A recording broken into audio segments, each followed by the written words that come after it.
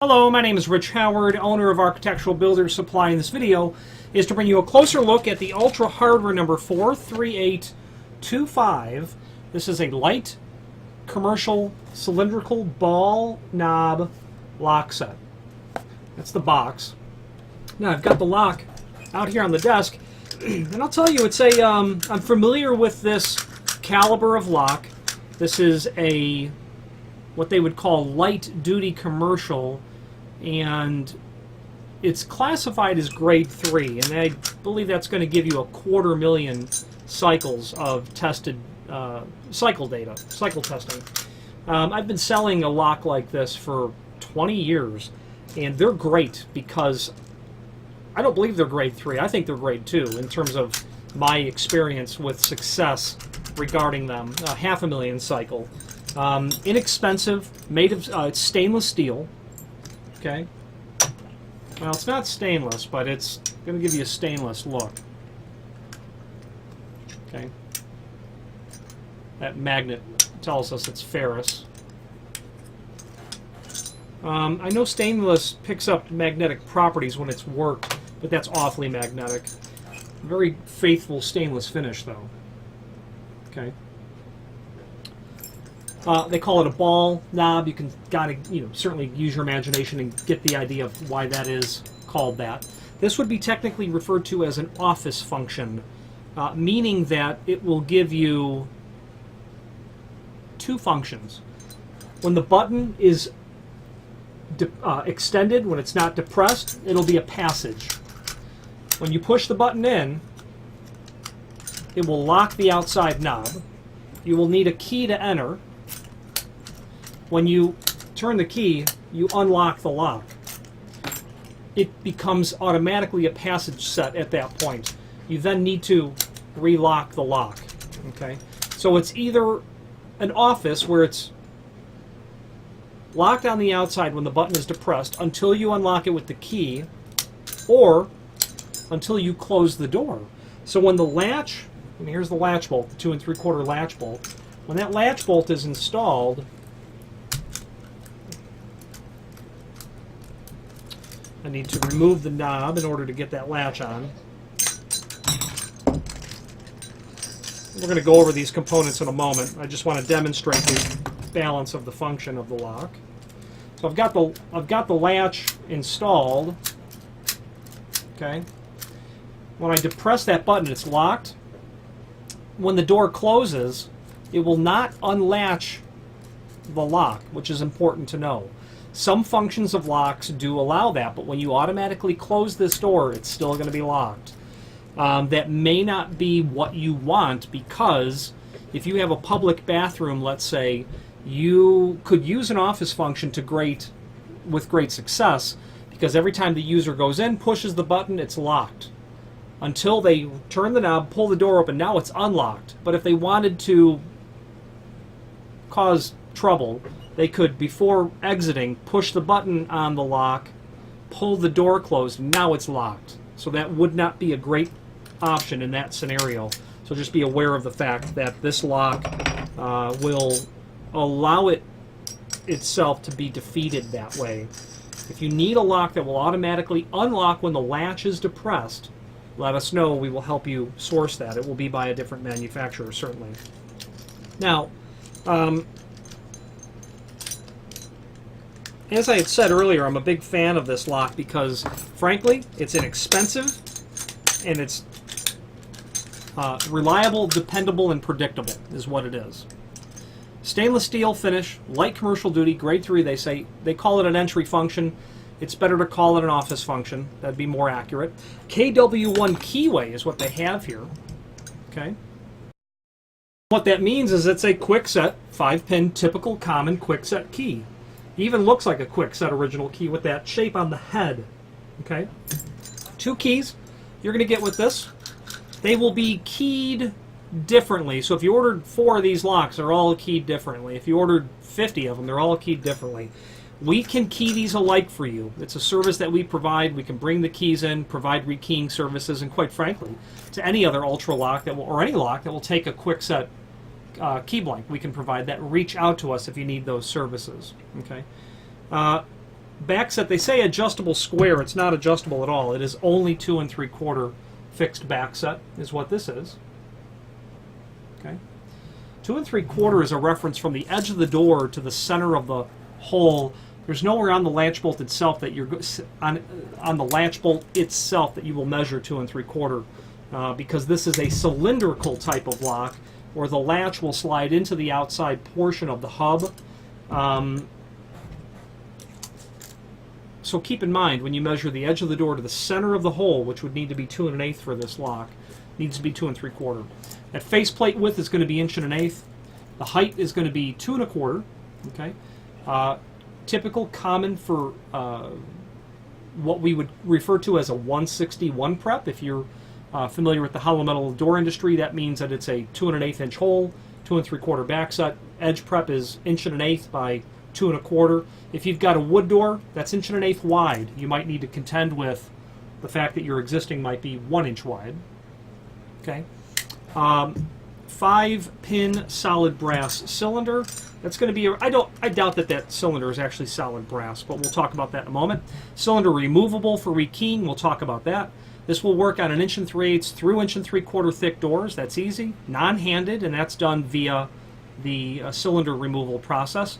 Panic-proof mechanism. What that means is that because this is a keyed lock, it is going to have a deadlocking latch bolt on it. You've got the latch bolt, but you've got this little doodad here. That's doodad is the technical term for that deadlocking tab. Once it's properly installed, prevents the latch bolt from being depressed when I'm holding it down. It can go otherwise, but when I hold it down, it can't go. You can't shim or pick that open. The proper installation of that is when you've got the 4 7/8 strike, or whatever strike you're going to be using, you're going to want to make sure that when you install it, that deadlocking tab is not like that. That's improper, but that it's like that. And that will prevent you from simply shimming that back. If it's improperly installed, you'll easily tamper with the door. 4 7/8 strike, I mentioned that. This is intended for a hollow metal frame installation. Okay. Overall width, and this is going to be stainless steel, that's for sure. That's definitely stainless steel. I can tell by the hue or the finish on the back side. Overall width of this strike is going to be about 1 7/8. The dimensional properties of a strike, though, is from the center line of the screw hole vertically to the edge of the lip. It's about 1 3/8. That's typical and common. Height of that hole is going to be generic in terms of its height. You're going to be at about 1 3/16. The overall width of that D-shaped hole is about 11/16. You're going to get a spanner wrench. You're going to use that for installing the lock into its permanent and final location. Both sides of the lock, the rosettes are threaded so that you can adjust them to balance equally from either side of the door so that the chassis is centered. That's typically where these are installed. The chassis doesn't need to be centered, but that would mean because you prep the latch bolt not in the center, I'm not sure, you're going to want to balance that off. So if you've got 1 3/8 door, you're going to thread that in. You're going to thread that in to make sure that you're equally balanced on either side, and that's your installation. The spanner wrench is used to tighten the inside rosette, okay, like this.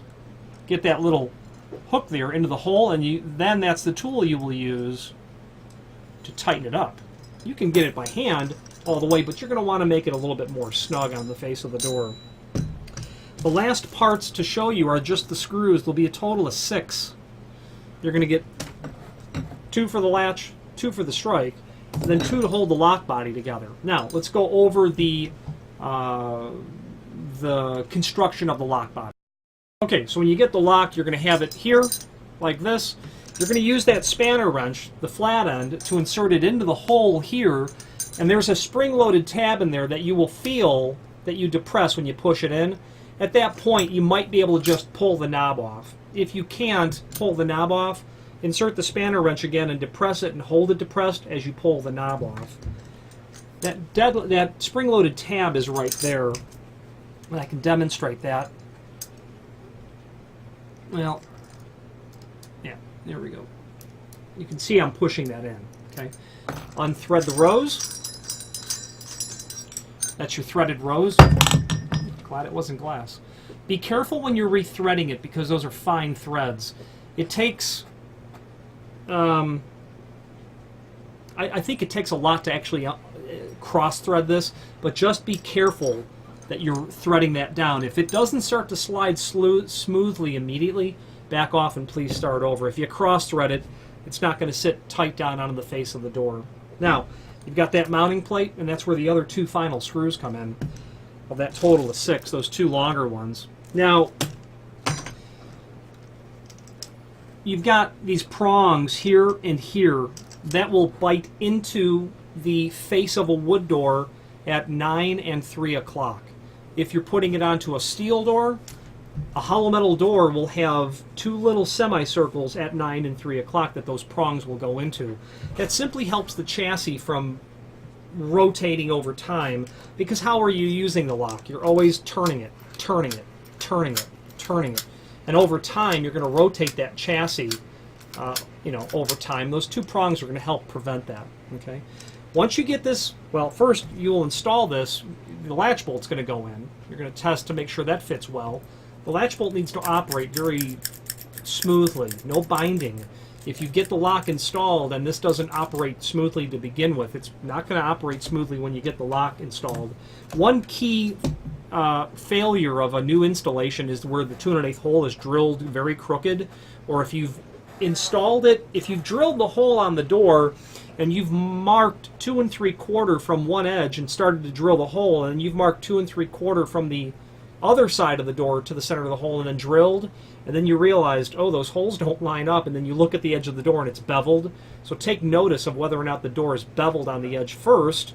If you're going to measure on the high side, really go to about 2 11/16, meaning the pull side of the door.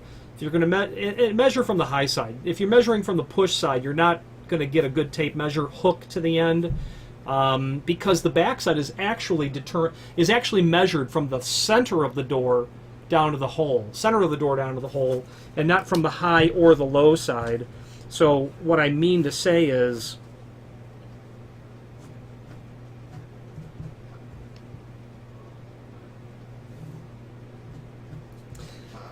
if that's your 2 1/8 hole here through the door, 2 1/8 hole here, 2 3/4 is measured from that point on a beveled door to the center of the hole. Okay, that's how backside's properly determined. So be careful before you measure, before you drill a door. If you've misdrilled it, you're for sure going to have a little bit of trouble with the lock working well, and hopefully you can mitigate that problem as best as possible. Okay. Now, you've got the hole drilled, the latch bolt is installed, and the latch needs to go in first, because then you're going to, as I had quickly shown earlier, you're going to get that to slide in just like that. You might need to push the latch in a little bit, but generally you won't. Test for nice proper door operation. Before you're going to push this down, make sure that you do a dry fit to make sure that where you've threaded the rosettes is going to allow you an equal balance on either side. Once you've got that done, you're going to bring that plate, the countersunk side of the plate will go out, not that side. Screw here, screw here. Those 2 screws go in. Don't over tighten it. Tighten it, but don't over tighten it. It will compress the components and make it work not smoothly. Hand tight. The use of power drills is just not appropriate for door work. 2 screws go on. Now you're really finished. Okay. You're going to then take the rose, carefully get it threaded, spanner wrench, tighten it down, okay, like that. Then we're in the home stretch. And then at that point, you're going to bring the inside knob. Now, if you recall where that tab was, there's a hole here, and it only occurs on one side of the lock. Thank goodness it's not glass. That slot that's in the knob, it only occurs on one side of the knob. You need to line those up, and you're also going to notice that there's a little dimple here. You can barely see it at the tip of my finger. That needs to go down in the slot of the chassis stem here. Okay, you push it down. It's not going to go all the way because that latch, that tab isn't angled. get it on there, take that spanner wrench at the end, push it, pop the knob down. Absolutely, at this point, don't think you're done. Check the lock. Every time I put a lock on, I'd like to get a good handle on it and pull on it a little bit. Both sides to make sure everything's good to go, because you don't want to get 20 minutes away in traffic on a Friday to have your client call you and say, hey, I went to open the door and the knob came off in my hand. True story. And I was a lot more than 20 minutes away on a Friday. So test the lock real well to make sure it works. Now, moving on to the cylinder removal. That's not difficult at all, but it can be frustrating. Admittedly, it can be frustrating. For this part, if the lock is unlocked, meaning that you have access to the inside of the lock, okay, I just want to test something before I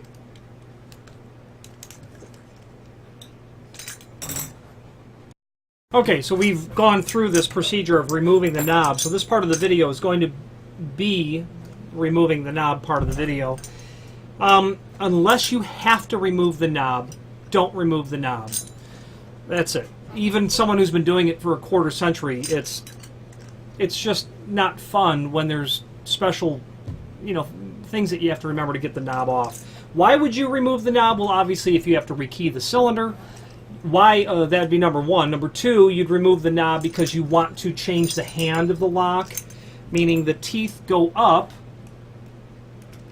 in the cylinder this way, and your latch is over here. That may not be the way you want it. You might want it to be this way. Now the teeth are down. You may not want it to be that way. If you are a homeowner and you are just simply curious, stop your curiosity. Don't take this off. You're probably going to call and say the lock is no good and you can't get it back on. Don't take it off. That's fair warning. So what you got to do to remove the knob is that when we rotate, you've got a single hole in the stem. It only occurs in one place. As you rotate the knob in your hand, you'll see that you reveal the tab, and the tab is shown there. Okay?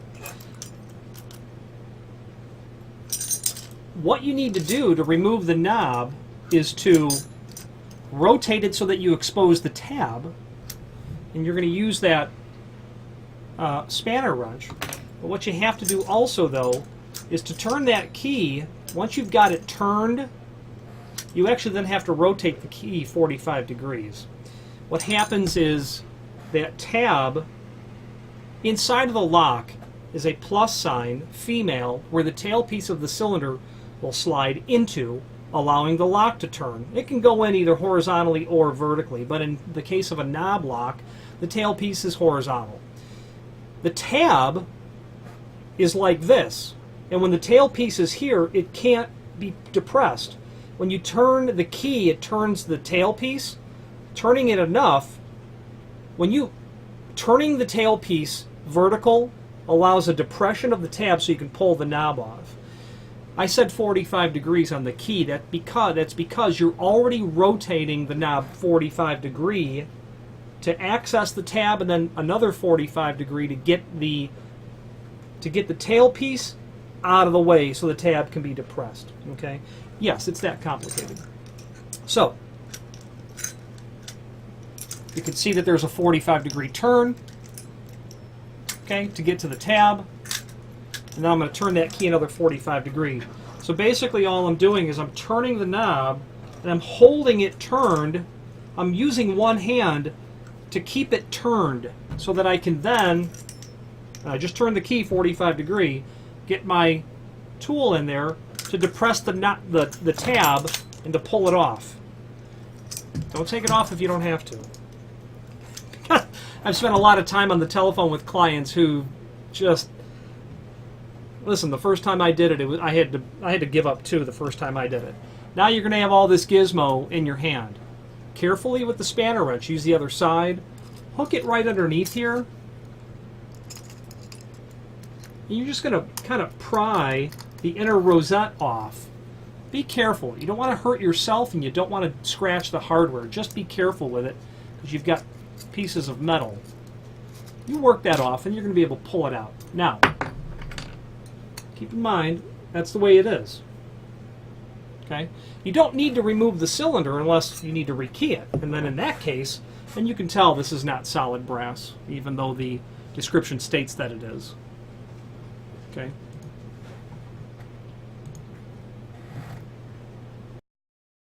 Rekeying the cylinder, it won't be covered in this video, but you'll have your two keys. To rekey the cylinder, you're going to remove that C-clip, the tailpiece will come out, you'll have your plug follower, you'll remove the plug, you'll repin it, reassemble it. That's not covered in this video at all, no reason to.